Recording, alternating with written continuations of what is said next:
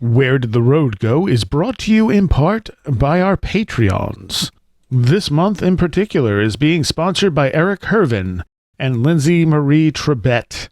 If you would like to become a Patreon, get extra content, and help this show grow, you can do so at wheredidtheroadgo.com.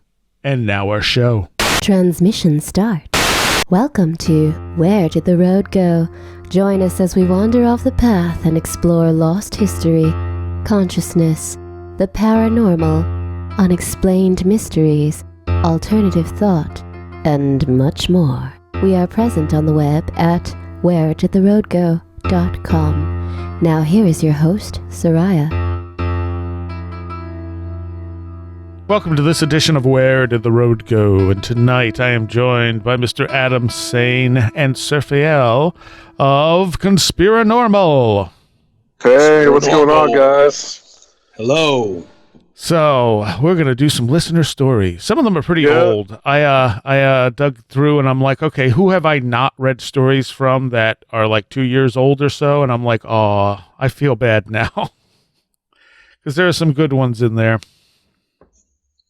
Those people are sitting there right here right now saying, I wonder if Seriah is ever going to get to my email and read it on listener stories. We're going to start with this one. And this one came, this one actually came to me on Facebook. Someone had written me on Facebook and I pulled it off because it was kind of an interesting story. They said I could read it.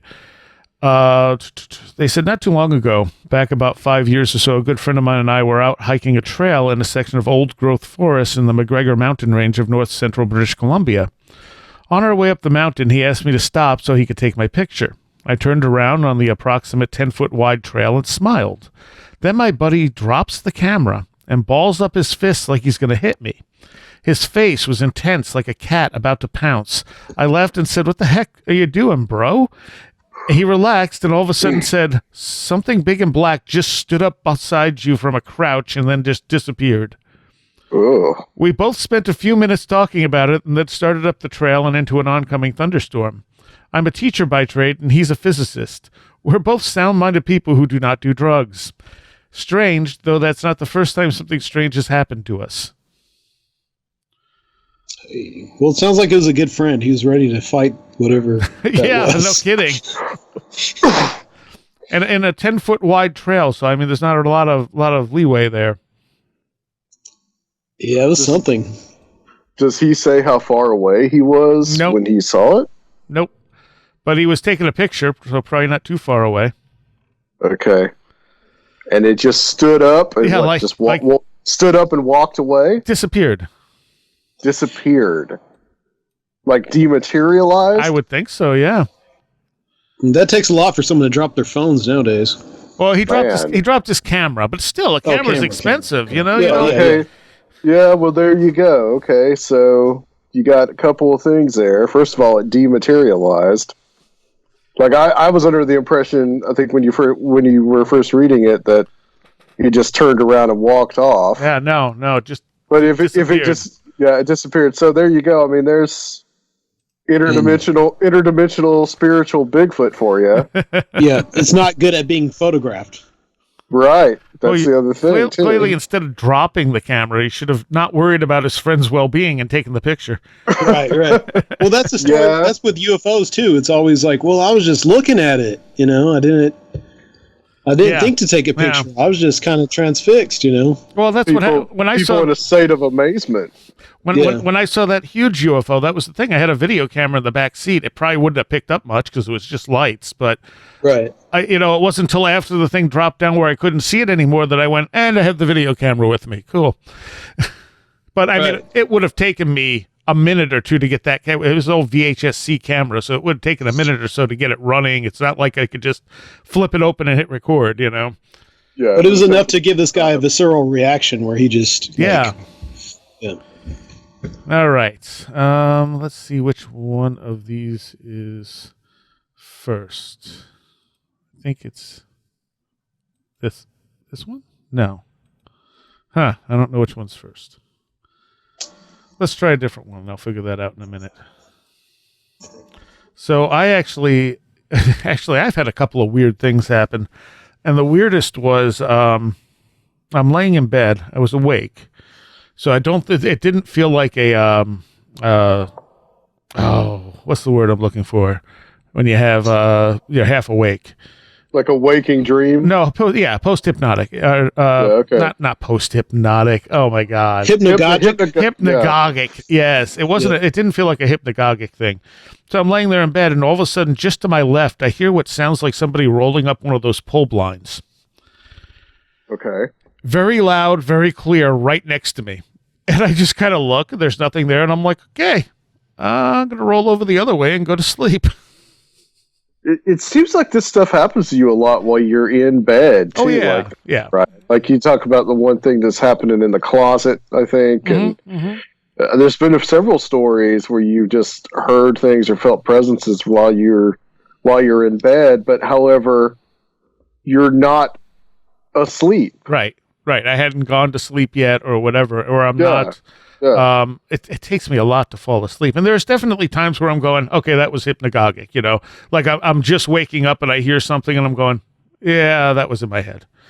Yeah, but but the thing is, though, you've had so much of this stuff going on. I mean, that being an altered state of consciousness itself. I mean, do you think? I mean, is it always? Are you thinking just like discounting the things that you think are in your head, as opposed to the things that are happening when you're in full consciousness?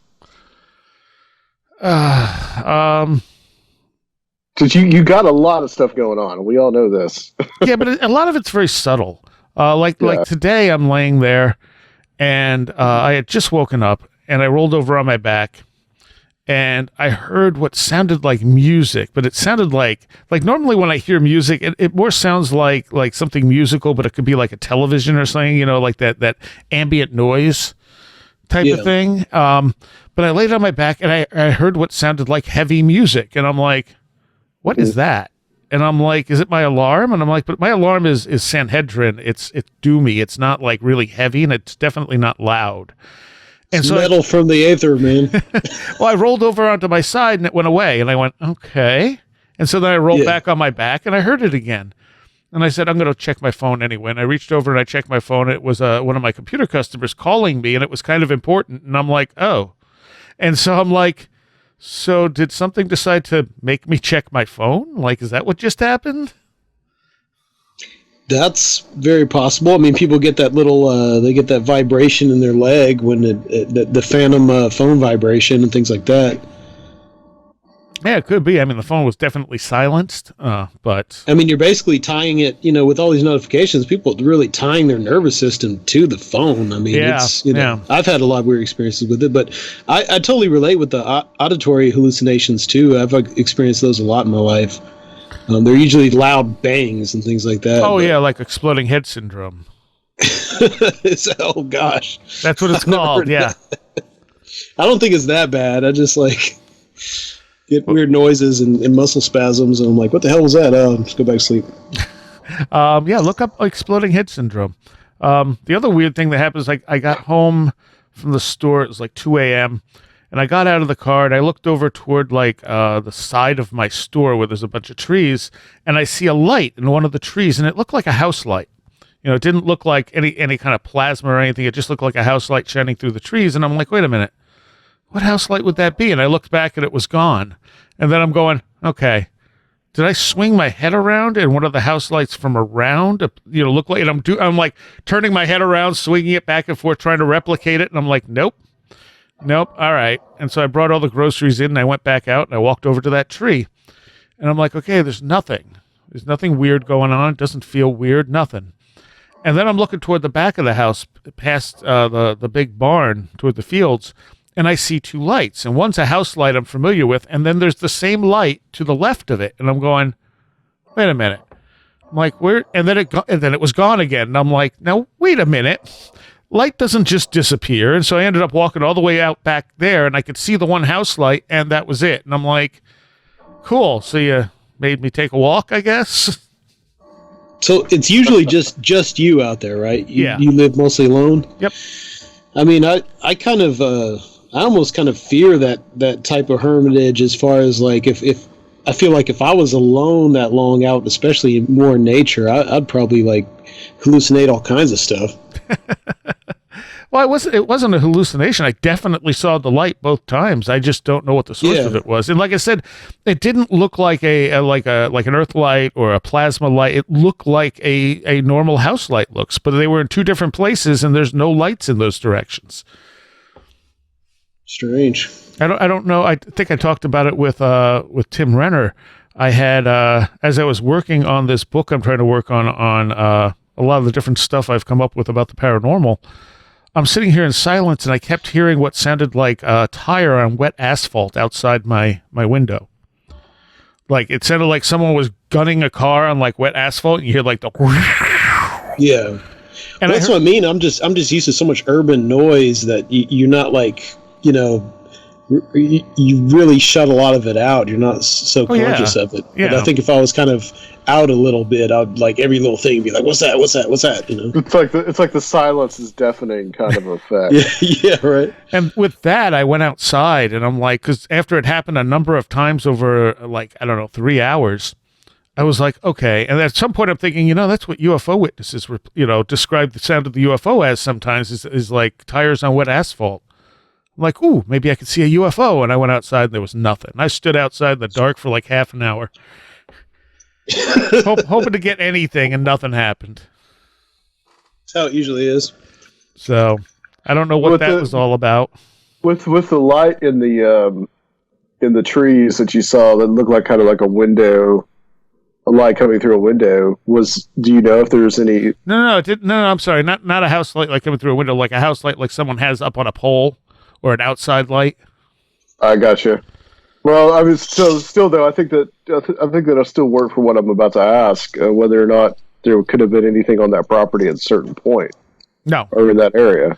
There was a barn there long time ago, like when we first moved in back in the 80s, that was already down. So. Okay. Well, they could have had electricity though. It might have had electricity. Yeah, I'm just curious maybe if you're getting a glimpse into the past somehow or something, maybe something like that. Or just a weird light. Yeah. Well, you probably have lots of those that follow you around all the time, so sometimes. And sometimes it's totally a thing where I go, what was that? Oh, okay, that was just a trick of my eye, because I can replicate it. Like I turn quickly and one light overlaps another one, and you think you're seeing something, but there's not actually anything there. Mind playing tricks on you. Yeah. Have you had any more of the auditory things happen to you, where like you told us one time about how someone called out from the door to you, and you said hello, nobody was there. Have you had anything else like that happen recently? Not that I could think of. This is why I write everything down, because my memory sucks. Yeah, I was just curious because I know that you had that happen a couple of times. It seems like some of this stuff kind of clusters for you, and then it'll stop. I'm not even totally remembering the incident you're talking about. I'm trying to remember what that was. It was something like you were sitting and doing something in your house, and all of a sudden you heard someone say hello from the door. And you said hello back, and you went and saw nobody was there. Yeah, I vaguely remember that. I'm sure I wrote it down. This is why I write these things down, because like if I try to tell you that story now, it's probably not going to be the same as when it happened. So if I have it written down, I can go back and look at it and be like, oh, right, that's how it happened. Then I'll remember it. This is probably about a year ago that you were talking about that. I was just curious whether you had any more of that happened. Not that I can think of. I think my favorite one of yours is the cuckoo one. That's one's interesting. The cuckoo bubble was just damn. I was thinking about that when I was out at the tree with the light, and I'm going, cuckoo bubble. I was actually the day after I was hearing the tires. I'm in the kitchen, and through the window, I literally hear squawk. And again, I talked about this on the show with Tim. but like it sounded like someone saying squawk really obnoxiously. And not like a bird, or just like it's someone imitating a bird. Yeah, but I think it was a bird. I think it was a pheasant, because every once in a while a pheasant has gotten onto the property and they make really weird noises. But I went outside, I'm looking for the thing, and I heard it over by the road, and I went over to the road and there was nothing. And I'm like, okay, invisible pheasant, maybe? Well, I mean, that's interesting. I think people hear a lot more than they see, but people tend to discount what they hear more. Like, oh, whatever, I was just hearing things. But, if you see something strange, you're like, oh my God, it was, it was Bigfoot, it was a UFO, blah, blah. But you hear just as, people hear probably more really strange noises or voices, things like that, but it's more easily discounted. Mm-hmm, mm-hmm. Oh yeah, because you think that sense is playing a trick on you, quote unquote. That's right. Yeah, I think that's a good point. I mean, I can say, I've heard things, and not knowing where it came from. I'm not sure it's paranormal or not, but you just hear little noises and you think, is somebody here? You go out and you look, nobody's there. It happens all the time. But so much more is put on the eyes, I think. Like the eyes can't lie, or Yeah. When there's all kinds of weird, brain science around that too, and all, hallucinatory capabilities. Yeah. All right, let's get into some other people's stories here. This one from Michael. Now, he says he had sent me a story about hooded figures in response to the interview I did with Jeff Ritzman, and we must have read it because I don't have it here in his list. But he has 3 things, and they're pretty interesting. And this is back to 2016, so 3 years ago, because I'm behind. He says, the other day, as I was talking with a friend, I remembered an incident that happened sometime between the years of 2000 and 2001. I was living at my stepmother's house during this time, and I was working at a convenience store. I was scheduled to open the store at 5 a.m. the morning that the incident I'm writing about happened. I awoke with a start and jumped out of bed. Somehow I knew that I was 2 hours late for work. I didn't bother looking at the clock as I grabbed a change of clothes and went to the bathroom to shower. As I walked into the bathroom, I looked at the clock at the wall, and indeed it read 7 a.m. I was halfway to the bathroom when I heard my name called, speaking of that, coming directly behind me. I froze where I stood and was scared. I recognized the voice because I had heard it several times throughout my life. It was distinctly unisex and sounded like the wind. I briefly considered turning around and facing whoever was behind me, but I lacked the courage to do so. Instead, I stood there for a moment and then proceeded to get in the shower so I could head to work. I'm a very punctual person, so oversleeping and being 2 hours late bothered me. Nonetheless, I made it to work and forgot about the matter until I received a call from my stepmother. She asked me if I was all right. I told her that I was, and I asked what was wrong. She told me that she had the strangest dream that she awoke from that morning. She said that she saw me in the dream. My stepmother said that in the dream I had entered the bathroom to take a shower when I heard someone call my name. I stood still, and there was a hooded figure in black standing directly behind me, and this is who called to me. She said that I didn't turn around, but I got in the shower instead. I was shocked by this and asked her, when did she wake up from the dream, and she said it was 7 a.m. Creepy. Yeah. So, he says that, I thought I would share that with you because I think all these stories are linked. Who this being is and what they want is beyond me. I haven't heard that voice call me in at least a decade. Every time that I would hear it, it would always catch me off guard and I wouldn't answer it. The primary reason for this is that I was scared, and being a Christian at the time, listened to others who suggested that it was the devil. This, like other situations in my life, I have come to regret doing. I mean, if it's not the devil, it's probably pretty close, but that's that. I wouldn't call it the devil. Go on. Well, what was that, Adam? Well, I mean, it's interesting that his aunt, stepmother, that his stepmother had this kind of weird, kind of out of body like dream where she could have this other like perspective to see this figure behind him. But it sounds very much like a spirit attachment kind of deal going on. Or something, wanting to wake him up. What's interesting to me is that, honestly, I have a lot of weird and magical experiences attached to mundane jobs. and the anxiety around, getting to work on time. A lot of people have these, dreams about either getting to work on time or college, and there's all this anxiety, and that's what stands out to me about it. That when you're employed, in some really mundane function, and you've got this anxiety around it, and you're really employed, you're really, you probably push yourself harder than you do on a lot of your own endeavors, especially when you're really young.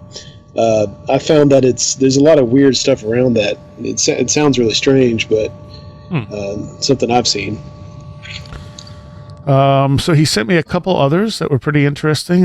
He says, I thought I'd share another story from my life. In 1999, I had my first remembered abduction experience. It was something I wasn't prepared for, and it shattered my worldview completely.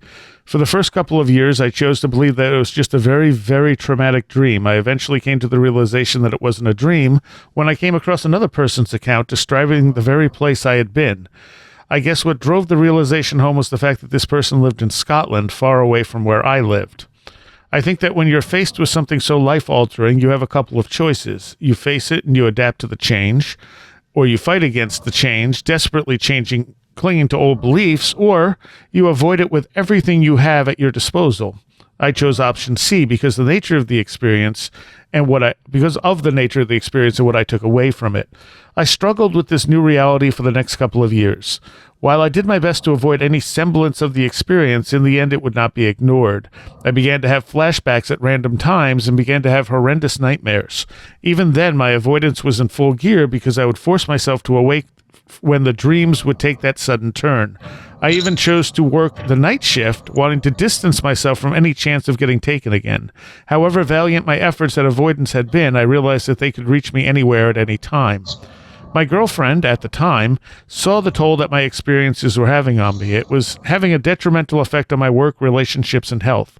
She knew of my experiences and reached out to the MUFON chapter in Edwardsville, Illinois, for help. I spoke with the representative and asked if I would be willing to subject myself to a psychological evaluation before proceeding any further.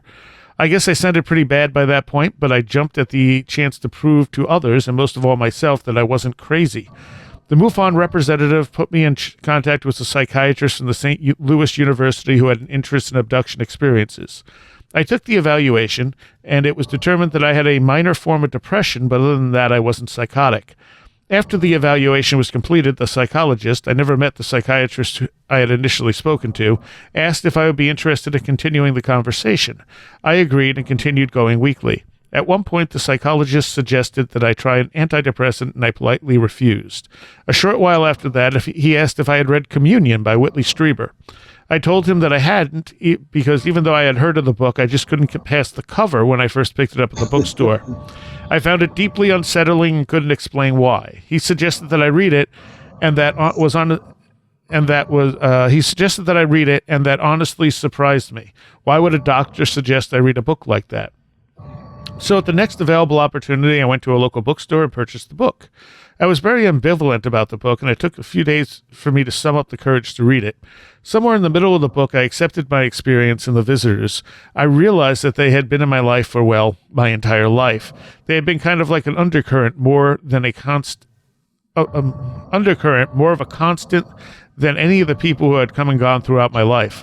Toward the end of the book, Whitley talked about calling them to come to see him so that he could interact with them on his terms. They came some nights later with him awakening to them standing beside his bed, and communication began. So that gave me an idea. What if I did just that? Ask them to come see me and allow me to be conscious so I could interact with them face to face. I took precautions before I called them, such a silly human, I know. I invited my brother to spend the weekend with me. I gave up my bed while I pulled out an extra mattress and laid it across the living room. Before I continue, here's a quick description of my apartment. I lived on the edge of a city that bordered a more rural area. There are large wooded areas that surround nearby farmland. My apartment was the basement of a friend's house that had been converted into a very nice apartment. The front door faced the backyard, which extended out into a vacant lot. Before I went to bed, I meditated and asked them to come. I made my request, asking them to allow me to be conscious and not paralyzed. I asked that they not be standing beside my mattress when I woke up either, because their appearance still terrified me. Being satisfied, I went to sleep. I awoke startled sometime later because I assumed I had overslept because it was daylight outside. I was angry with myself because I slept so long my brother didn't have the decency to wake me up. I looked over at the time display on my DVD player and froze. The clock display read 4:25 a.m. I looked over to my bedroom area and could see my brother still sleeping. Then a realization sunk in. They responded to my call much quicker than anticipated. And yet a part of me had never doubted they would come at all. I tried to rationalize what was happening, and this came to my mind. Either there was a UFO in the backyard, or there was a redneck parked in the backyard with his floodlights on, and every other light for that matter. I realized that they honored my request because I sat up in bed and could move freely. I considered the ramifications of what I was about to do. I ran through my thoughts. Did I walk outside and finally see them in this reality? What would happen to me aboard their craft? Would I ever be returned? This had been an underlying fear of mine growing up, that I would disappear and never be heard from again. Looking back on this moment, for better or worse, it was a very significant moment in my life. Instead of getting up and walking out of my apartment into uncertainty, cowardice struck. I felt like I was a child again, afraid of the dark. I covered my head, hiding under the blanket, hoping I would fall asleep before they decided to come into the apartment and retrieve me. I awoke that morning and was disappointed with myself. I told my brother about the experience, which he promptly didn't believe. I have a few regrets in life, and this experience is one of them. And I can understand that. He regrets that he didn't go and interact with them. Yeah. Well, if you ask something that hard to come, I'm sure something will come, whatever it is. Yeah, I wouldn't necessarily assume it was alien. And again, you're looking at light phenomena. You know, the place was lit up from outside. Seriah, I would be curious to know, does he believe that the first story and the second story are linked in any way? Yeah, I think so. Because at the beginning of the first story, he said, I think a lot of these things are connected. Okay, good. Yeah. That's because it just seems like it's one of the same to me. Obviously. Yeah. But and you can see why he felt a connection with Ritzman's stories too.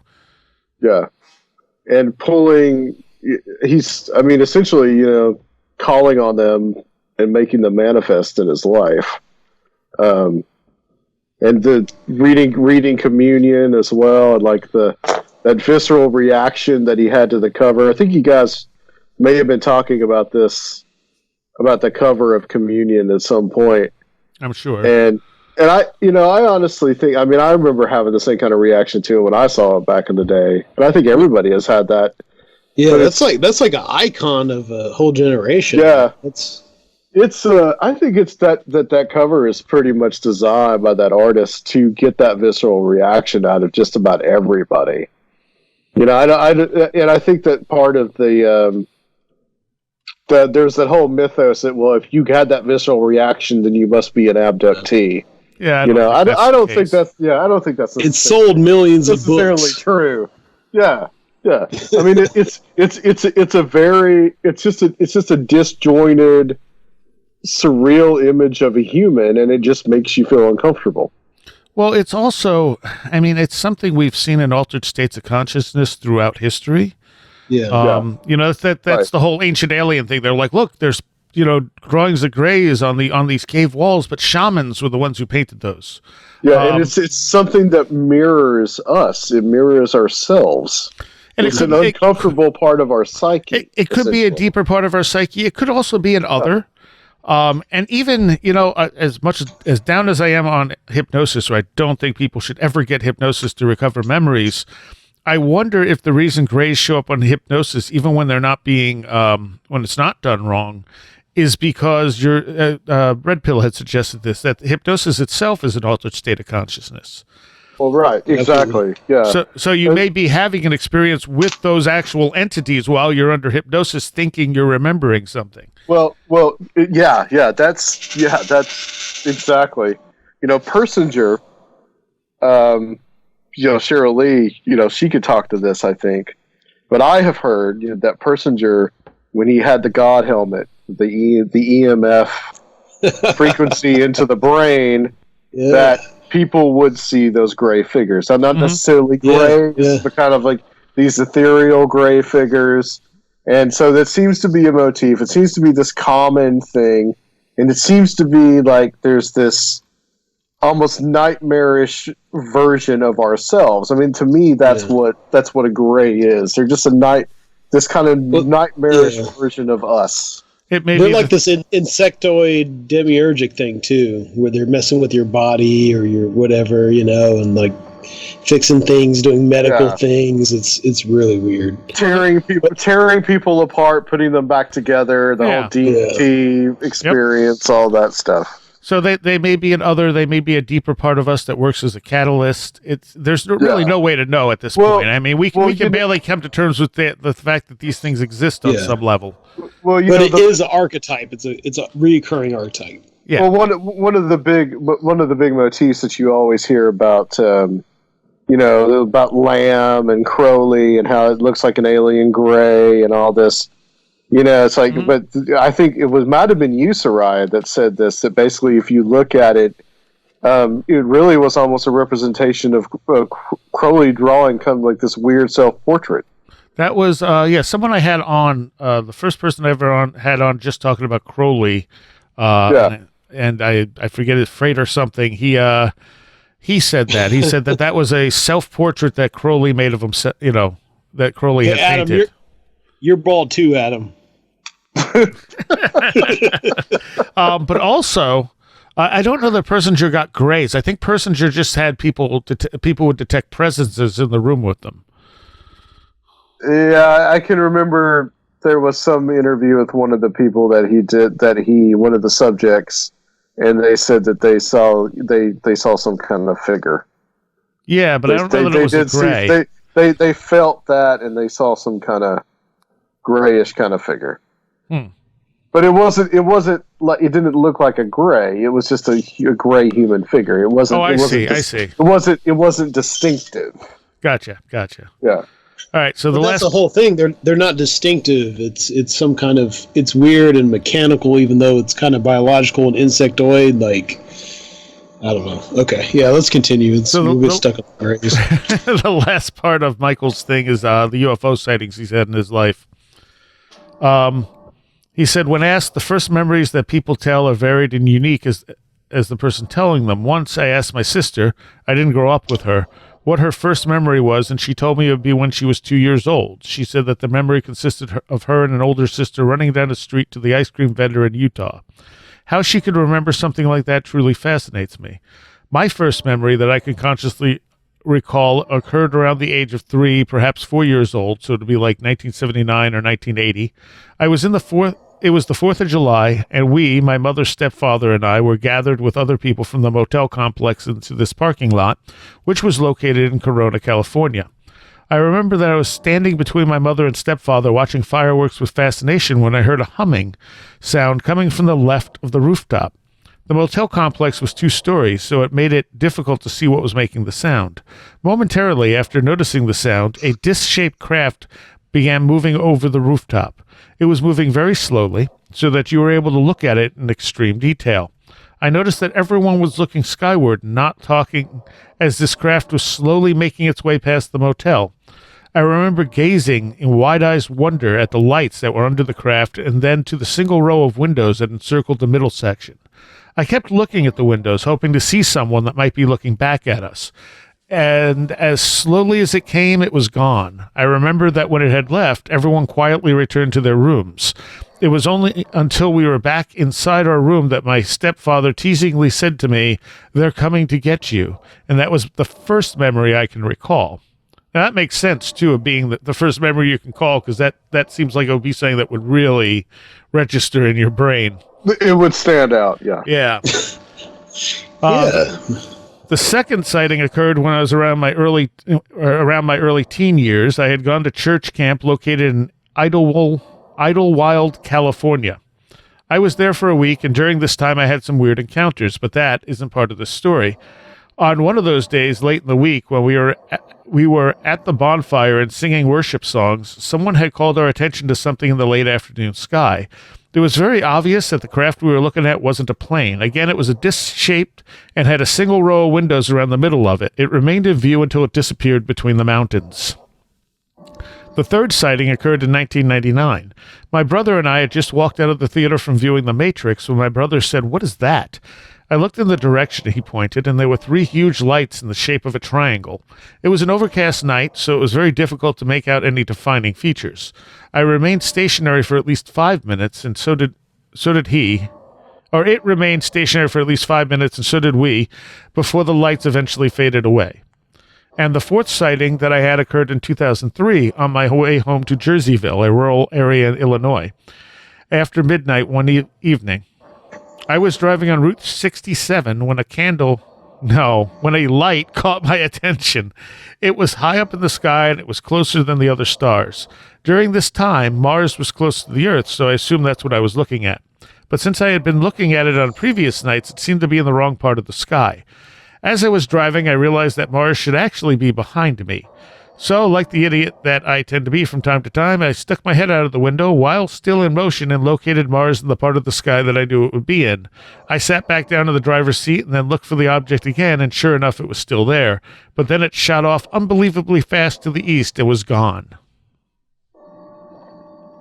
It's a lot of UFOs. Yeah, well, for UFOs, for someone who's had experiences his whole life, I mean, that's only 4 UFO sightings, none of them in connection with any kind of, encounters either.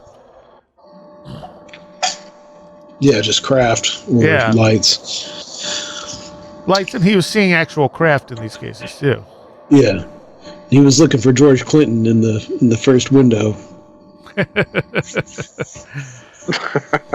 He was looking for the mothership. Yeah.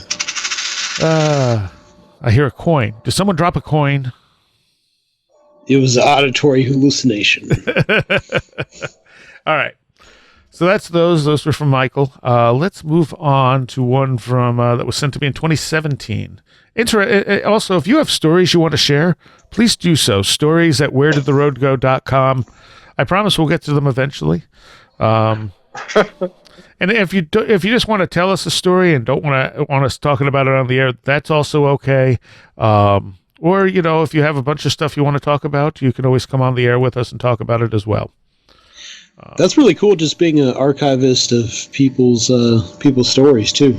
Yeah, exactly. I think it's important that this stuff gets out there because it makes other people who have had similar experiences not so freaked out by it. It's like people don't feel so alone if they know, hey, you're not crazy. Other people have had this happen, too, at least to some degree.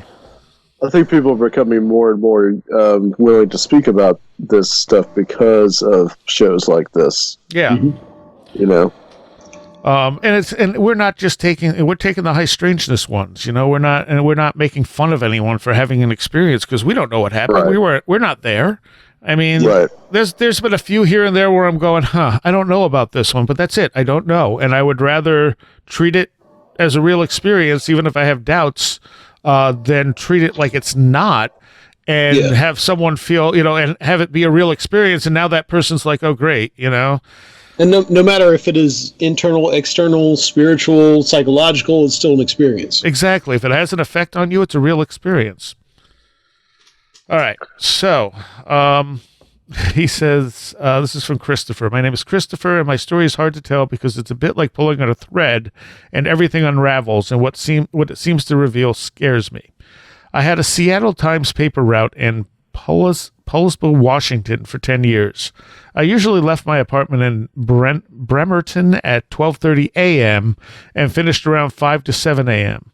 I had some strange experiences during my childhood in my hometown of Salmon, Idaho, that sparked curiosity in paranormal topics. I had read on Bobby Short's website that Bigfoot seemed to be drawn to barns for possible shelter or food, and after reading it, I was intrigued because every morning, to and from work, I drove past an old barn. So I began to yell at the barn as I passed by it. After that, I'd laugh about it because it seemed so ridiculous that anything would happen, and I only did it because I felt no one would ever know. After 4 weeks of this, something yelled back. That morning, it was so hot and muggy it was too hot and muggy to take my nap before work, so I left early. I was driving a little slower and enjoying the air blowing through the rolled-down windows. I was just about to pass the barn when what sounded like a woman's scream blasted from the tree near the barn and startled me so bad that I jerked the wheel to the left and was in the oncoming lane. I slammed on the brakes and looked back, but I didn't see anything. Things began to change after that because when whatever screamed at me that night came into Pulsbo. I would be delivering papers when a loud whistle would come from the trees, and I saw a single orb of light 3 different mornings. One was over the water moving in a clockwise circle. The second one was on the road by a street light, and the last one was in a tree. I was getting phone calls between 3:30 to 3:40 a.m. When I answered, it was the sound of static, and I would get phone calls during the day,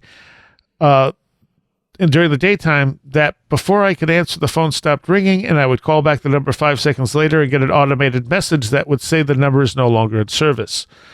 I first thought all these things were happening because I was stupid for yelling at that barn, but as I tried to understand what was going on, I began to learn that the barn wasn't the beginning but the middle. I found that what I experienced in my childhood wasn't random, unrelated events, but connected to current events.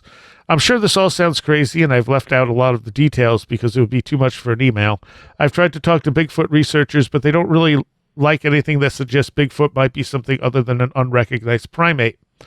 Not too many people talk... there are not too many people to talk with about this, and I was wondering if you could run this by someone. So there you go. So we got a potential Bigfoot scream, or what he thinks is a potential Bigfoot scream, and then like some kind of like orbs of light that he's seeing as well. Yeah, I mean this is typical light typical light phenomena. I don't think there's any indication of a Bigfoot involved. But it all started with a ritualistic behavior. Right, yes. Going by, yelling at this barn. It was like kind of a daily routine. Yeah. If you start doing things like that, you're getting feedback. You're getting something back, whatever it is. And I think that's probably, because he had this in mind, even though it didn't bring about a Bigfoot encounter, it kind of caused some stuff to kind of kick up around him. And the phone calls and all that sounds very electrical oriented as to the things of light. So, yeah, it's more anomalous light phenomena, really. Right. Mm-hmm. Yeah. But it all started with him yelling at the barns. Yeah. But he's now connected to other things in his life. Yeah. But that I can totally relate from little daily rituals I have about places that I pass that have mystical significances to me, and little rituals that I do. It will spark things in your life. Like, I have no doubt about that. But he became convinced somehow that this had something to do with Bigfoot. Well, because it started out with, Bigfoot in the barn, so he started yelling at the barn, hoping to get a response from Bigfoot. Yeah. So he had Bigfoot on the head, and then he's, saying that Bigfoot people don't want to talk about this stuff. Yeah. They don't. That's part of the issue. Well, just like a lot of this, like the UFO stories before, a lot of the stuff begins with an invitation. Yes. You're doing ritualistic behavior that is an invitation.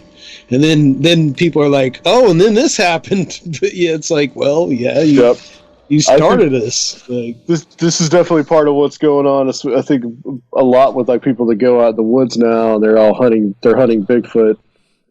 Like who we had on, that guy on the show, Serfiel, totally. Talking about that. And this essentially what they're doing is that they're going out there and just having basically these rituals where they're calling out to Bigfoot, and then like they're getting a call back, and they think, oh, it's just that's the ape in the woods, but it's something else. You yourself are causing something to manifest in that form. But I was going to make a point about the lights.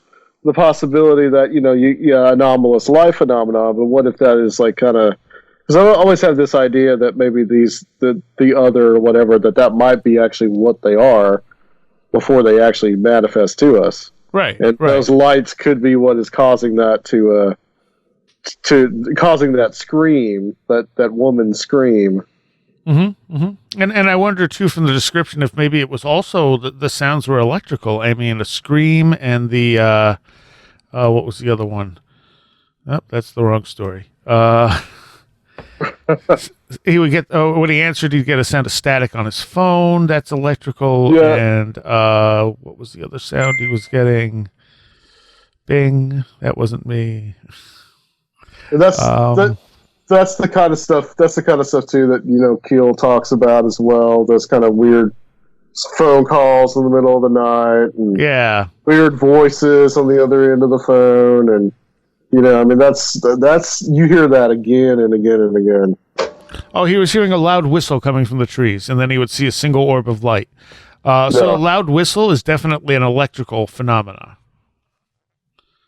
Unless there's a variance to it where it's like, like a foxy whistle type of thing. So then it's possible that he may not be dealing with some kind of intelligence, but maybe something that he might be manifesting. Right, exactly. Yeah. So I'd like to hear the rest of his experiences. I've written him to see if he wants to come on and talk about those, since he's had kind of a lifetime where this stuff ties into. I'd like to hear what some of that is. All right, moving on. This one is from John, and he says, this is actually in regards to the Earthlights shows we did a year or so ago. In 1979 on Long Island, I had gotten out of work later than usual and headed over to my sister's house to meet up with some relatives to go out. Unfortunately, they did not wait for me, and after attempting to make a few phone calls, no cell phones back then, at her house, I decided to go back home. The road I traveled back home was rather desolate at this type of time of night, 11:30 p.m. or so, which had Connecticut State Park on the right side of the road and a few scattered houses on the left. This is very close to where I used to live on Long Island. I used to go to Connecticut State Park. The road had a few street lights to start with, and then eventually petered out to just having to use your headlights for illumination. I was fuming on my way home, as only a young male will do, because my family members took off without me. When I looked up toward one of the streetlights on the right,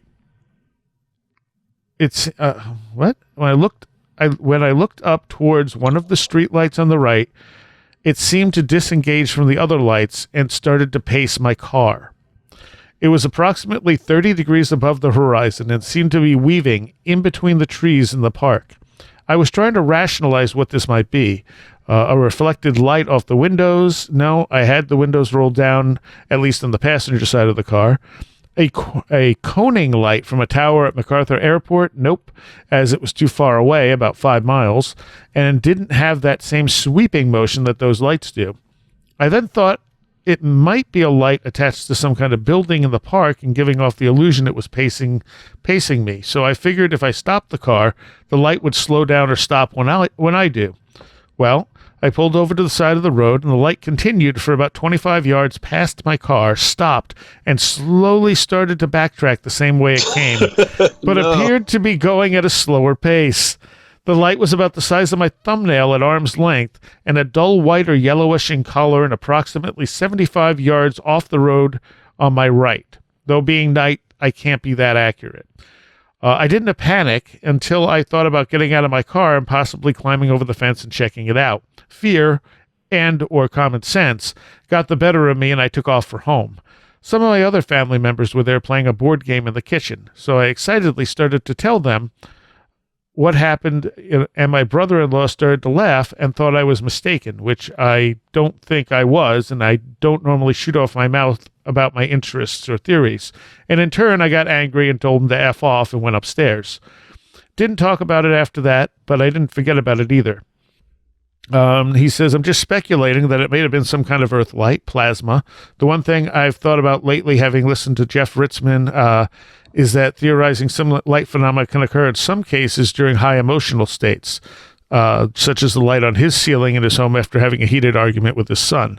Also wondering in regard to high tension lines and light phenomena, could whatever it might be, is it using the power from the lines to manifest itself in this reality? Perhaps why they are near it as opposed to being attracted to like moths to a flame. All speculations on my part, just throwing it out there. And yeah, I mean, I can see that definitely as a possibility, and power lines definitely have that notoriety of having stuff happen around them. Yeah, well, trying to collect energy in order to manifest. I mean, that's one of the things you hear about in ghost hunting a lot is batteries dying and certain pieces of equipment because the idea is that the ghost or whatever is using that energy from the batteries to manifest. Yeah. And I mean, this stuff could be pulling energy from anywhere, really. I mean, we don't know how it works, but it seems to have some kind of electrical source in there somewhere, you know? The whole thing of it turning around and coming back towards you, man, that's I don't know. If you be a brave man, you got to really, stand your ground and step outside the car and be like, what's up? You got to confront. But you're usually not in that state because you're usually scared. Right.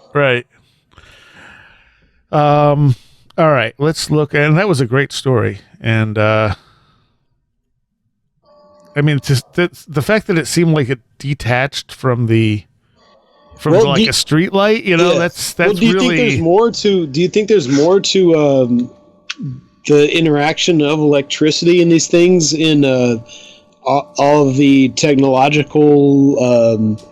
The technological forefathers, the Edisons, everyone who invented this stuff, who are supposedly occultists, who are supposedly radio, television, everything. All these inventions were, have origins in occult ideas and started out as some kind of weird divinatory stuff. Well, who was the one that was trying to use radio to talk to the dead? Was it Tesla or Edison? That was Edison. Okay. Tesla did it too. They both did. I mean, like everyone did it. Everyone who invented all this stuff. Edison wanted to invent a device that could speak to the dead. That was his idea. Because spiritualism was the biggest thing in America. Right. Oh, yeah. All right. This is a short one. And this is from Tom Coe, who is the co-host of the Jake and Tom Conquer the World podcast. And he says, in celebration of this is from 2018, in celebration of my friend Ro, obviously Rosian from Project Archivist, appearing on your show, I figured I'd chime in with one story involving the supernatural. This one's a short one. When I was a kid back in high school, I worked at a houseware store where George, the assistant manager, died of a heart attack in the back room. After that, we would occasionally see weird things in the store, such as coming in during the morning to find rows of drinking glasses lined up on the floor. There were also odd electrical problems, such as the fire alarm going off at random times, but electricians could never properly diagnose them. And we would often have the feeling in the store after it was closed that there was still another person in the store, even though it was empty, save for the store's associates. After I left that job, I soon forgot about it until last year when the wife and I went back to the location of the store. By this time, a different business had taken over the space. I was making small talk with the clerk and mentioned that I used to work there and joked about George the Ghost. Turns out not only did he believe me, but the current staff is still experiencing odd things that they're claiming is a ghost. So that suggests either there's someone actually haunting it or there's something about that area that creates this sort of poltergeist activity. Or both. Yes, yeah, both is also a possibility. Chicken and egg kind of thing. Yeah. You actually that's something that is heard a lot of in workplaces where people. I remember somebody telling me a story one time about someone place that they worked at, and periodically people would see this guy walking around, looking around and stuff, and they would ask about who that was, and they would say, "Oh, that's so and so, but he died years and years ago," and just you'll hear that type of thing especially about workplaces where like a beloved coworker or somebody has died. And well, that's why I said it goes back to that mundane job thing. Like, a lot of people are like, oh, that's just my day job, and their real life is at home with their family and loved ones or whatever. But a lot of these jobs, this is really where these people have the majority of their psychic energy. They have, they really do live their life and live an alternate life a lot of times at these little mundane jobs. So there could be a sense of kind of like a residual haunting kind of thing going on too, right? You could have just this imprint on the environment because someone is there all the time, and they're over time that maybe you're used to them being there, the same way that you would probably be used to having a pet.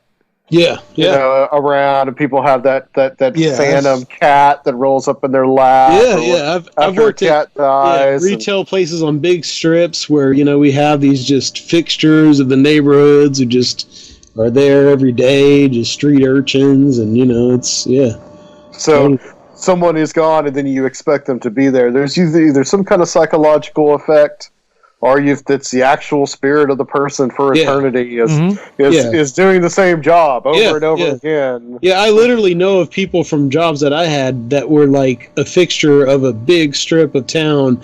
Every day would walk up and down every day the most of 30 years. Like it's crazy. So you expect to see them, and maybe there's a part. Well, what is that, like the Egyptians' idea of the tripartite division of the soul, or whatever? I think it was more than tri. Maybe there's that whole idea that the one of those parts is just still walking around, the same thing. Oh, that's it. Over and over again. Pushing numbers through eternity, and or it's just an imprint, or it's just we are powerful enough, and I think there's some proof to this. Absolutely, that we're powerful enough to leave some kind of lasting imprint, or the fact that there are people out there that can pick up on that imprint, and almost like it's looking through time in a certain time mirror. Yeah, totally. Yeah. So it's more than 3; it's 5 at least. I know there's the ba and the ka. Right, the ba is the personality, whatever makes them unique. This is coming from mythology.slackexchange.com. The Ren was the secret name, the identity of the person. If they still exist, even if they die, if their name is remembered. The Ka was the life force that leaves the body when it dies. The Ka can also power spells, but doing so can be deadly. The Ib is the heart, the record of good and bad deeds. Its weight against the feather of truth. If the spirit passes the test, it was blessed with Aru, the Egyptian paradise. If it failed, the heart was eaten by Ammit the devourer.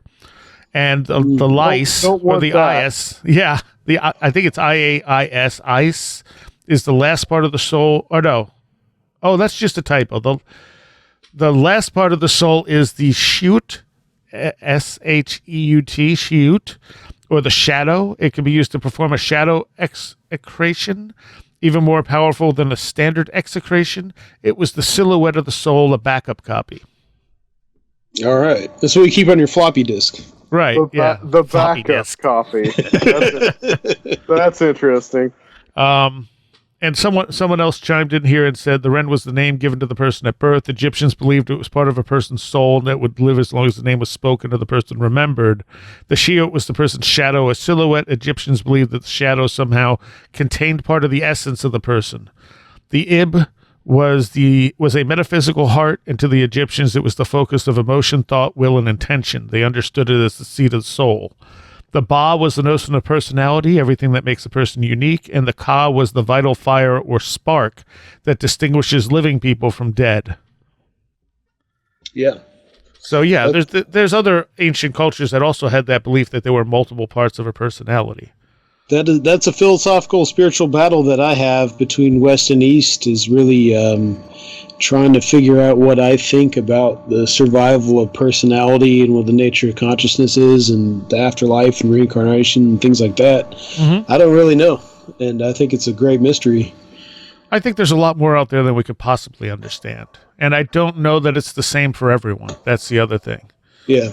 I think the Egyptians may have been picking up on some of these themes, so exactly what we're talking about here, of how there could be just different remnants that we leave onto our environment. Well, then my understanding is that in the interpretation of some of this Western, more recent black magic, is that they are following up on some of these ideas and believing that you can will your way into some kind of immortality, an actual personality based, ego-based immortality, or at least continuation further than death. I think that's really what the Temple of Set was about, and a lot of how Western people have interpreted some of these mystical Hindu traditions that they call left-hand path. Yeah, and that stuff is pretty wild. I don't really know what I feel about it. And you have like the Seth material. Seth speaks of survival of the personality. But the Seth stuff is so complicated when it gets into that stuff. But he definitely says the personality matters and it does survive. So, it's hard to tell. Yeah. If people are recounting past life memories, especially children, it suggests some kind of memory of that personality. Yeah. Well, that's what I mean. It's really divided West and East. I mean, Western and Christian, we really think of, the soul being, hey, it's you. Hey, I'm me. I get to live forever. But, you go East and it really does not. That really goes out the window pretty quick. Yeah. And people aren't really even wanting that. They're thinking, oh, great, I get to get away from the ego and the person. Well, there's a kind of, some of that could be just a cultural reflection too. Absolutely. Because collectivist versus individualist, yeah, right. Yeah, the Western society is based on the individual, and when the further east you go, there's much more, like you just said. The collectivism, everybody as a group. So some of that I think could be cultural. Yeah, totally. There's also, yep, I completely forgot what I was going to say. Cool. It was something about the, nope, don't know. I had it. If we could go back in time, like 30 seconds, I had it. What you were going to say too about the difference between the East and West, and you were talking about reincarnation. In especially in Buddhism, reincarnation is seen as this negative thing. So even if you are being reincarnated, and even if you have the memories of a past life, that's not necessarily seen as a good thing as far as the Buddhists are concerned. Yeah, so exactly. I know what I was going to mention. Michael Marshall Smith had written a series and ended up getting picked up by the BBC.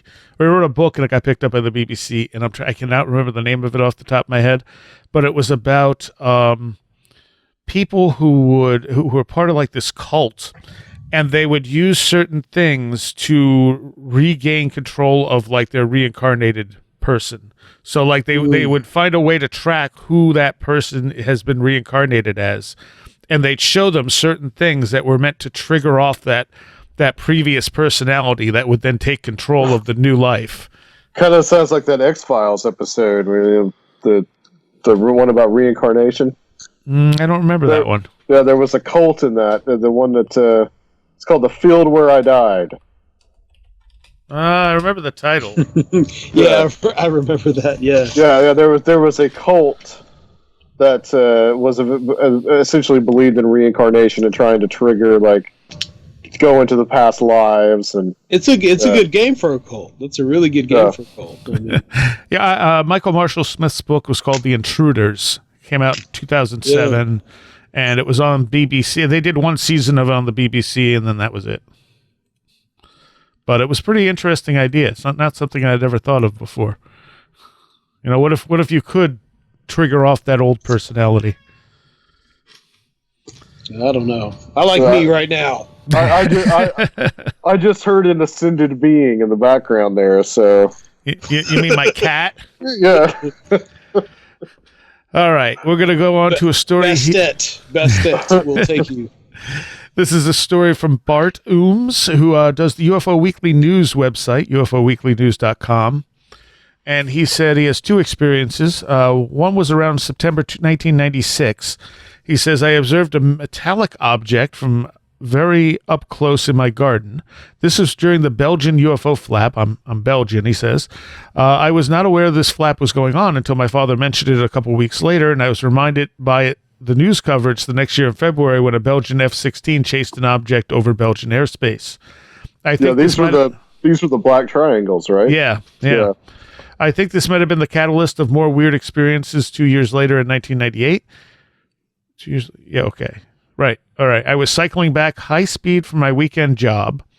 washing dishes in a restaurant late night when suddenly I found myself in a bathroom, sitting in a warm bath and feeling completely at ease and serene. No, okay. He said his English isn't perfect here. Let me reread this. Feeling completely at ease and serene while I should have been sweating on my bike trying to get home on time. I remember every detail, the color of the tiles, the weird oblong shape of the bathroom, the smell of the dry cleaner shop, the industrial sounds, metal clacking, people walking in corridors doing their tasks, the color of the light on the obscured windows on the left, the weird feeling that this bathroom was part of an old building. The water in the bath had a white color due to leaving the piece of soap in it too long, the dripping sound of the tap. And the most weird feeling was my perfect serene feeling of being content and relaxed. After a while, I was starting to wonder if I had an accident or ended up here with memory loss. I wanted to stand up, get myself dried up, and search for people to ask what happened. But at that right moment, I was back on my bike. Just too late to see a dog releasing himself from his lead on my right side on the footpath and running to the other side of the road to his owner. I drove right into the poor animal and tumbled over and fell on my left cheek. The dog was okay, and the owners ran toward me to provide help. I was more upset about what just happened with me returning from that bathroom than the terrible fall I had had or the dog I had knocked over. I have more details about the whole event, but I have been searching books, online, movie sector to find someone who had the same experience but could not find anything related. I have even Googled 1,000 bathroom pictures without success. I'm 200% sure that the bi-location event happened before I fell and not after. You might think I fell on my head and had a concussion. Yeah, he says, I still have 1,000 questions and I still don't know what happens. It was very, very real. I can remember even the slightest detail of the bathroom, smell, sound, color, objects, everything. So that's definitely an unusual one. So 2 places at the same time. Yep. And the one is really weird and mechanical, and you're both in the plumbing and the plumbing of your own body, right? It's just like weird. I don't know, man. It's really low and subconscious too. Could the possibility be that for a moment, you're experiencing someone else's life? You're like looking through their eyes. Hey, that's pretty cool. Oh, that's interesting. Or maybe even looking through a past life. Oh, yeah. But the absurd and the mundane have such a role in all this kind of stuff. Yeah. Yes. Yeah. All the high strangeness stuff, the mundane has a real big role in it. But you know that you bring up an interesting point there, Seriah, about the past life stuff. That there is that idea out there that there is no such thing as past lives, and we're really just experiencing everything simultaneously anyway. Mm-hmm. Mm-hmm. I think that's true. I think that's Paul Eno that talks about that. And that's what Seth says too. Yeah. Seth says time is how did he put it? That really kind of floored me. Time moves at the pace that your brain can process it, and that we need to experience this stuff linearly for it to make sense, but it's all actually happening at the same time. Right. And that past and future lives can affect each other. Because then you really would have exploding head syndrome if you experience it all at the same time. Well, we experience time differently every day. Time goes by faster doing what we're happy with. Time drags when we're not happy. It's just well, that's the whole thing, though. That's when he says that time moves as fast as your brain can process it. Suddenly, that was like that's why time flies when you're doing a lot of work. So time flies when you're having fun, but time flies when you're busy. And when you're just sitting there waiting, time seems to slow to a crawl because you don't need to process anything. So everything your processing speed slows down, and so does time. Yeah. When you take over 5 hits of LSD, time just totally stops. That's a completely different thing.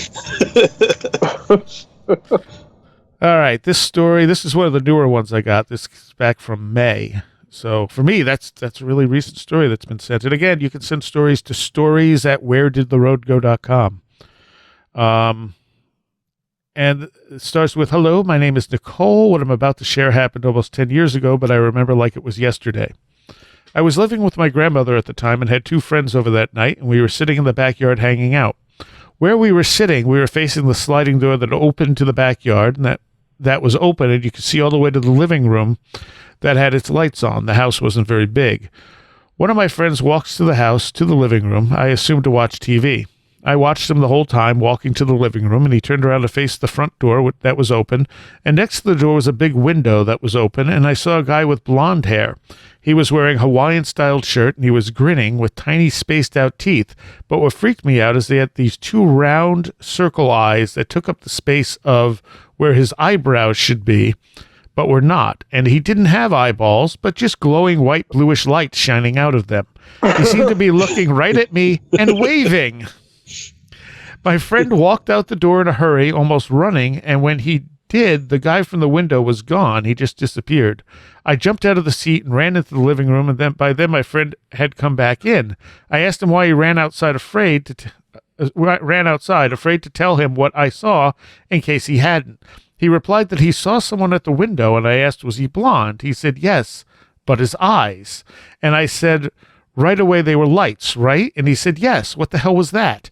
A good while before that happened, my sister and I had sworn to have seen someone running around the outside of our house in broad daylight. We caught a flash of the Hawaiian shirt this same guy had been wearing when we saw someone running around the corner of the house.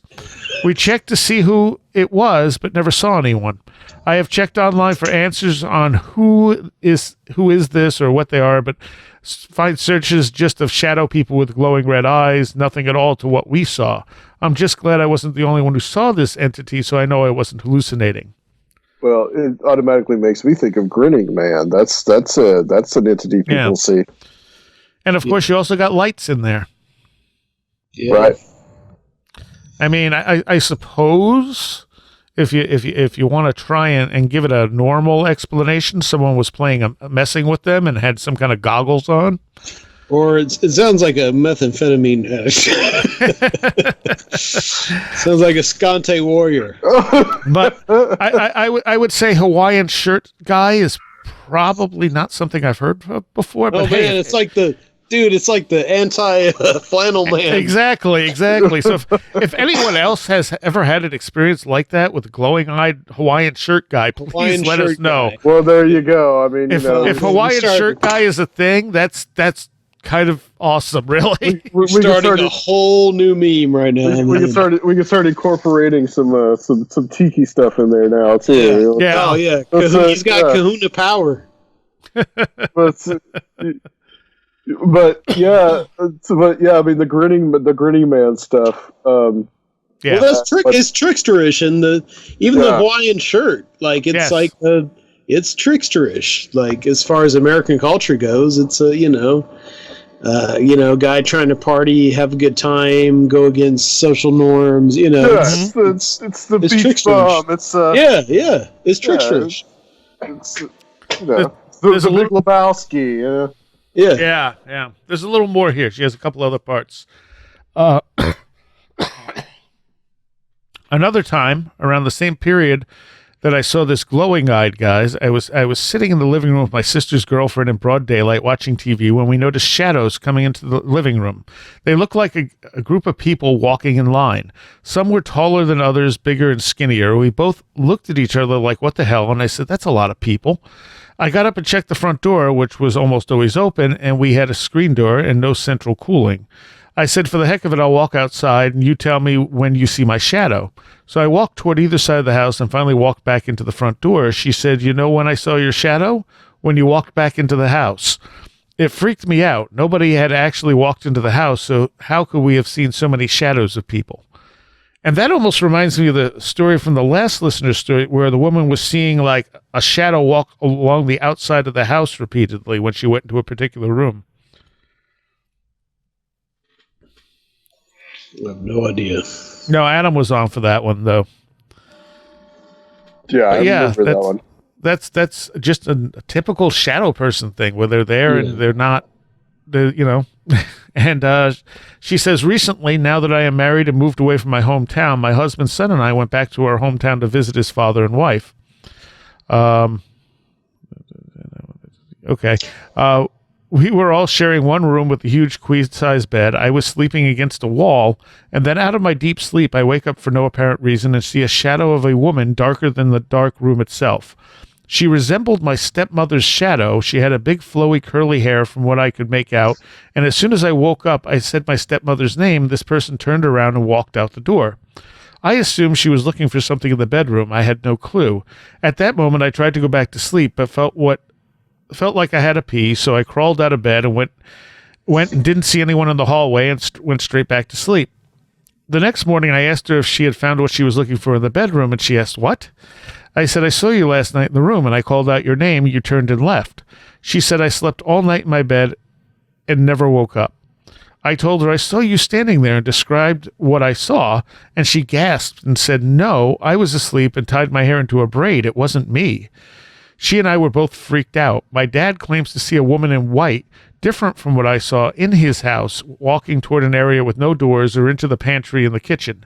He gets scared when he sees her. And when he comes home from long work trips, he's a truck driver, he says, "I'm home," and the woman will make herself present to him, scaring him. I'd be moving, man. Yeah. That's the thing with her thinking it's the stepmother. I mean, that almost sounds like you got some kind of shadow doppelganger kind of thing going on too. We don't know necessarily. I mean, if the stepmother is sleeping, whether or not she's doing something or she's projecting something. Yeah, she's dreaming and it's projecting. Yeah. I think that's a keen possibility. And the woman in white, well, who knows? But anytime you got weird stuff going on. I mean, something is probably being attracted, or there's probably a story there. I really don't like the group of shadow people just waltzing in like they're gonna hang out, hang out and watch a Tupperware presentation or something like that. They're looking for the Hawaiian shirt guy. Yeah, they're just waltzing in one after another and lying. That really bothers me. It's usually one, maybe one or two, but that's get out of here. All right, we're gonna do one more. I think we have time for this. And this person says, I write to you today to share some of my stories. There's nothing too special, but there are things I don't have an explanation for. Just my scent for the paranormal pile. When I was very young, around 6 or 7, we lived in an apartment. I used to see shadow people in there. But as a kid, I thought this was absolutely normal. I didn't think of them as entities, people, or ghosts. I simply thought they were normal shadows that everyone saw.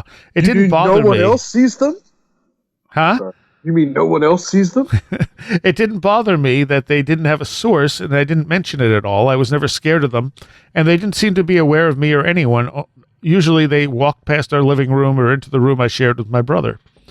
When I mentioned this to my family years later, both my parents and brother said they never saw anything, but my mom did say that once the neighbor living in the apartment next to us asked her if her side was haunted as well, and when she said no, he told her they did seem to have a few ghosts in his.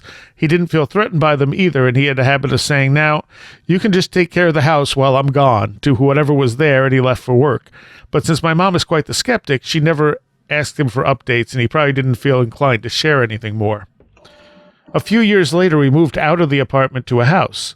This was a new house. Nobody had ever lived there before us. I never felt comfortable there. In the first years, I was a complete pain to my parents. I cried, saying I wanted to go back to our old house for what would seem no reason. Here I had my own room. I had an actual garden to play in. I couldn't sleep at night because I felt watched and afraid and had nightmares often, to the point where when I was a little bit older, I would go out to the living room at night to sleep instead of in my room. Again, the rest of my family didn't see or feel anything unusual. Now, this is where it gets interesting and is the biggest paranormal experience I've ever had. In this house, when you went up the stairwell, you got to a hallway. Going left, there was my brother's and then my bedroom. Going right, there was the computer room, as this was in the early 2000s, and the master bedroom. The hallway was quite wide and airy, and we had bird cages up there. One of my chores was cleaning them up every day after lunch. So this one day, my brother went into the computer room to start his homework while I cleaned the cages. I was sitting on the floor, and I felt someone walk past me, and I looked up to see my brother. He smiled and waved at me in a very friendly way. I waved back, and I saw him walk the length of the hallway into his bedroom. My brother has always been a stoic, serious person, even as a teen, so him waving and smiling was quite unusual. And since I was that type of annoying sibling, my first thought was, cool, he's in a good mood, maybe I convince him to go out on our bikes or watch a movie. I was ready to ask him as soon as he walked back to the computer room, since I guessed he only needed a book or something from his bedroom. But when I was done with the cages, he hadn't come back, so I was like, well, I guess I'll go ask. I knocked on the door, no answer. So then I went in, already talking, because again, I was the annoying sibling. And I remembered clearly stopping abruptly because the room was completely empty. I was already a bit weirded out by this, so I walked back to the computer room, and there was my brother doing his homework, as moody as ever, in exactly the same white and blue hoodie I'd just seen him in, and I knew he was wearing. I asked him if he had gone to his room. He grumbled he hadn't. There was no way for my brother to get from his room, which only window saw into our back garden and had a mosquito net embedded in it, back to the computer room, which that one's only window saw into the front of the house and the second floor, make it practically impossible to climb to without going through the hallway. Plus the wave and smile, which was completely out of character. I never saw anything else in that house, only kept feeling uncomfortable in it. But I like to think that maybe whatever was there was trying to say hi to me in the shape it knew would scare me less. I felt so uncomfortable and frightened there, and yet the one thing I saw was completely harmless and friendly. It even made me happy in the moment. A few years later, we moved out and another family moved in. This family has told us they have had the wildest experiences there. All these are only secondhand accounts, of course. I don't consider the people to be the sort to make up stories in the slightest. Plus, since I was the only one who saw anything and the rest of my family are skeptics who don't have any sort of paranormal experience there or ever, the new tenants weren't told the house was haunted or anything of the sort before they moved in. Their son got my old room and also said he felt watched and frightened, which makes me feel validated. Let's be honest. They have seen apparitions from a lady in white in what was my room, to a ghost dog just like our old Cocker Spaniel in the garden, to the shower not only turning itself on, but the head of the shower turning itself upside down, and which to me is the most interesting. Let's call this couple Carl and Mary for clarity's sake. Carl was talking on the phone while Mary sat at the table having tea with her mother, when Carl started to see an orb of light in the middle of the room. He started blinking and rubbing his eyes, thinking it was some optical problem, and kept on with his call. When the light burst with a sound similar to a balloon, which startled Mary and her mother, who turned around to look where the light had been. There is a new tenant in the house now, a single man who has remodeled it. No ghost reports have come from him so far, but maybe sometime I will dare to ask him directly, since I think so curious that while I saw my brother's doppelganger, that's the only thing I actually experienced there other than discomfort.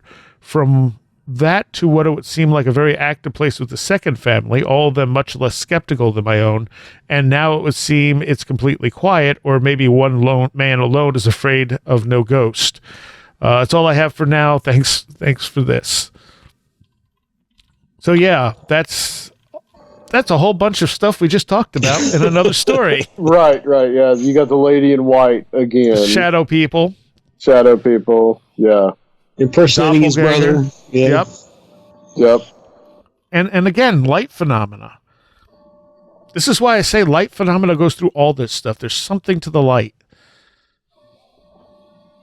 Well, probably because I said it before. I mean, I just wonder if that's really what these things look like. It's just balls of light, and then it just like I said before, it just manifests in certain ways. You know, that lady in white stuff, finding out now because what Josh and Tim are working on, that's a huge motif, and that's a huge archetype. Mm-hmm. You got to wonder if that's just, whether there's some real haunting kind of thing, or this is just something else projecting something that it thinks that we want to see. Right. Well, isn't that what it's in a lot of fairy lore? Isn't that what like Tinkerbell is pretty much? It's like this little light, and then it manifests, and you see this little figure. I mean, it's like. Yep. I mean, that's the fairy lights. Those ideas. Yeah. Those ideas too are there. The doppelganger stuff is just weird.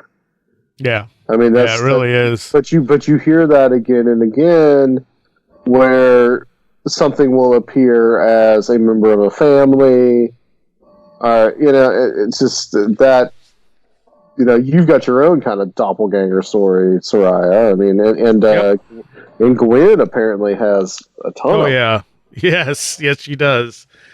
So I mean, you have to wonder if this is some kind of projection, or is it something that is trying to manifest and look like us? I mean, what out of body states? What is it? Yeah. That to me seems one of the most likely things, because Ren talks about that where,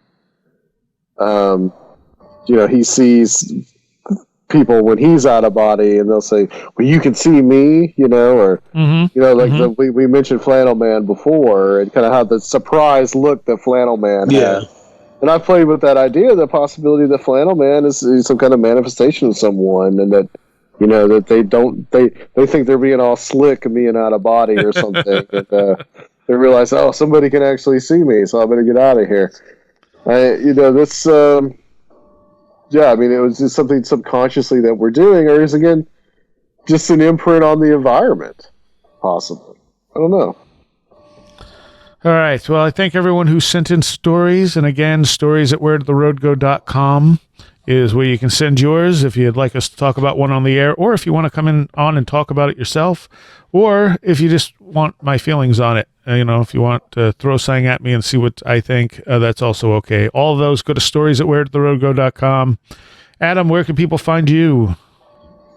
Oh, they can find us at conspirinormal.com, conspirinormal.podomatic.com for all the archives dating back all the way to 2012. And live in the flesh at the Strange Realities Conference, October 19th, Nashville, Tennessee. Probably happening while people are hearing this, or after people are hearing this. Oh, yeah, cool.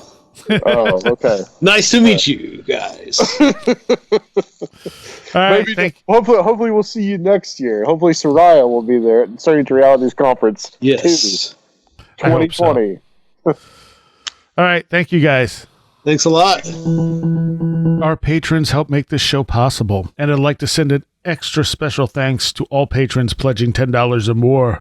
Allison Cook, Eric Hervin, Lindsay Marie Trebet, Super Inframan, Tim, Alex Whitcomb, Nadine, Demian Tallman, Edu Camahort, Janet Bunderson, 36 Dingo, Maria, Nate Seriah, Jennifer Campbell, Mike McGuire, American Rambler, Paul Buscini, Kevin, John Rutledge Foster, Eric Citron, Andy McNamara, Sasha Jorg, Matthias Sumby, Christopher Vaughn, Riker and Stark, Sean Cosgrove, Jose A., Roger Gonzalez, Craig Cisternos, Ray Benedetto, Lindsey Jackson K., Alfred Tuttle, Kevin Schreck, Patricia Gaia-Quinta, William Lovelace, Mark Brady, Chris is a hot dog a sandwich, John Eddy, and Carla Mahoney. Thank you all so very much. You help make this show possible. You have been listening to Where Did the Road Go?